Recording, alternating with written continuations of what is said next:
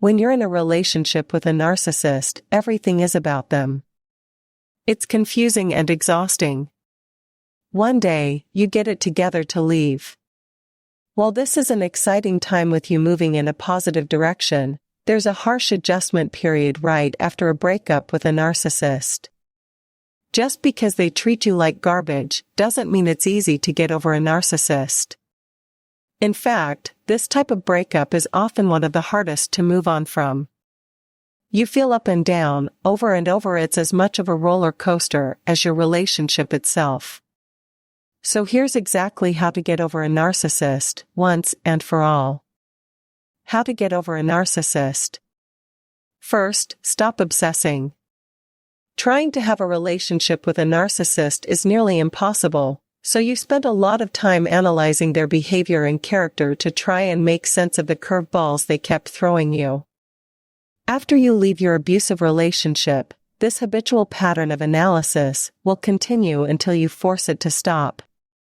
Whenever thoughts about what's wrong with your ex arise, remind yourself that you are no longer concerned with this person and gently encourage your mind to think about something else. Do this again and again. Most experts say it takes 3 months to change a habit. Second, avoid trying to rationalize. To get through all those dysfunctional trials with your narcissist, you had to make excuses for their behavior, minimize their abuse, reinterpret their lies, and tiptoe around their self-delusions, in order to keep the peace and justify staying with them. When you miss them now and you're going to start rationalizing again, thinking, oh, they're not so bad. Don't fall for it. Remind yourself over and over why you left to avoid getting manipulated by your narcissistic ex, or, worse, ending up dating them again. The best way to do this is to maintain zero contact. Don't call or text, and block them on social media. There's a reason the no-contact rule is advice given by most experts.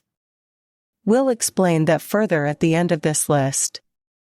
Third, find ways to cope with your anxiety. Your narcissist probably kept you on edge for months or years, and your nervous system is likely still firing along those lines. Leaving may also be feeding into new stresses or fears, making your anxiety even worse. On top of all that, sex has stopped, so you don't have the dopamine and oxytocin that was helping keep your head above water. Long, slow deep breathing, yoga, dancing, swimming, and other types of exercise. Do something every day, every time you need it. Here are a few ways to practice self-care after a breakup. Fourth, keep busy. With narcissists, a relationship is always about power. They have it, you don't. You scurry around trying to normalize everything, but you never succeed because they want to keep you scurrying, so they can jerk your chain whenever they feel like it. This sounds really unpleasant, and it was, but it did fill the time. Now that no one is doing that, there's a big, empty void in your days. Life just isn't as exciting anymore. To cope, keep trying new interests and activities, and make an effort to connect with your friends as much as possible. When you do stay home, meditate to calm your mind. Know that you don't need to always look outside for fulfillment, it can be found within. Fifth, don't blame yourself. Now that you can clearly see your ex for the narcissist they were and recognize how unhealthy those patterns you participated in for all that time were, you probably feel ashamed that you let the wool be pulled over your eyes for so long. You may wonder, how could you be so naive, stupid, or gullible?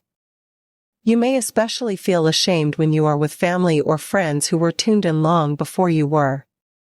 Give yourself a pass. Narcissists are experts at seduction, and you're only human. Perhaps you have some codependency and self-esteem issues you'll need to examine when you're in a better place, but for now, just forgive yourself. Know that your innocence is a good thing. It means you have an open and trusting heart, something your narcissist struggles with. Sixth, focus on self-love. Since one of the narcissist's strategies is to put others down to elevate themselves, It's unlikely you ever heard any compliments, support, or appreciation once the seduction phase wore off. You may have suffered verbal abuse as well.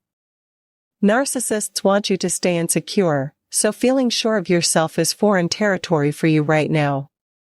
You may have also lost trust in your own judgment as a result of being gaslighted for so long. Where to begin healing from all this? There are therapists, self-help programs, and groups that can help you focus on self-love, which is what you need to practice in order to restore your self-esteem post-breakup. Try to find a regular meetup with a group of people working on the same type of personal growth you're interested in. 7th, prioritize your pleasure. Research shows that many dysfunctional relationships rely on sex because intimacy and emotional fulfillment aren't available. Narcissists especially like to use sex as a power tool because they are junkies for desire. They need to be wanted. The way they maintain your desire is by doling out sexual affection according to their own power-driven agenda. So if your relationship was hot, you're still going to want them sexually.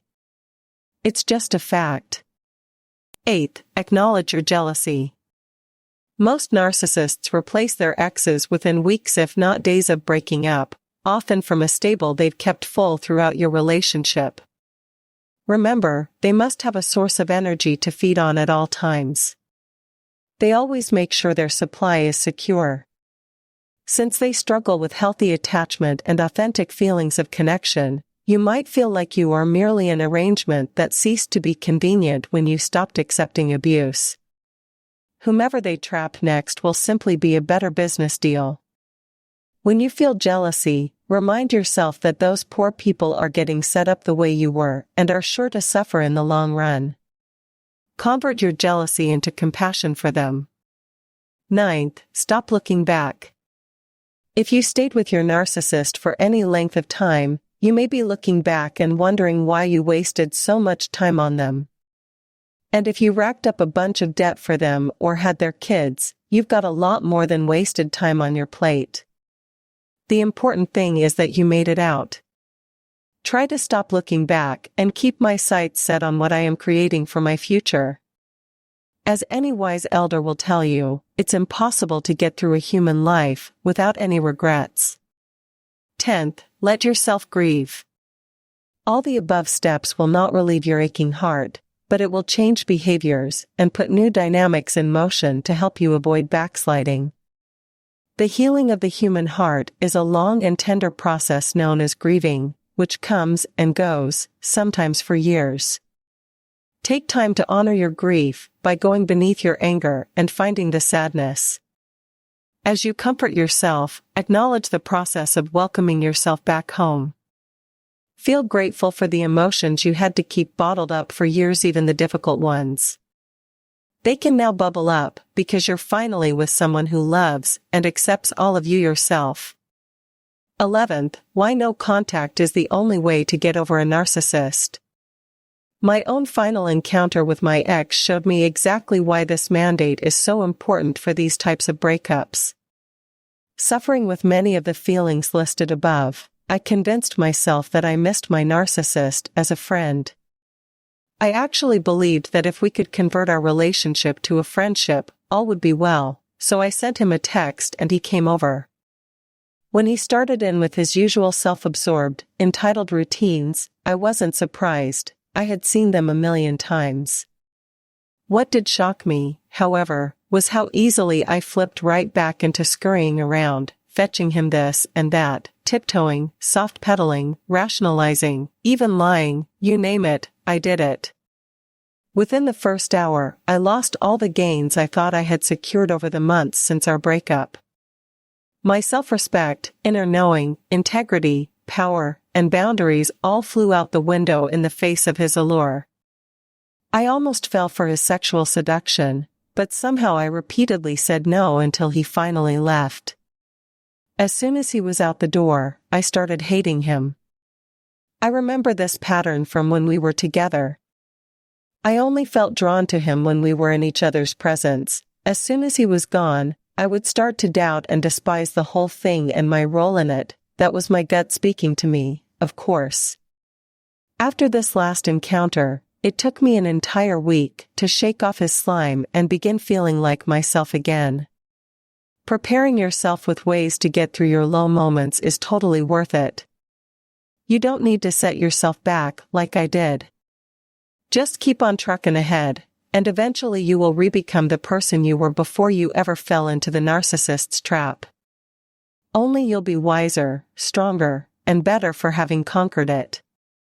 Use this breakup as a learning experience for knowing your own worth, and focus on your own personal growth.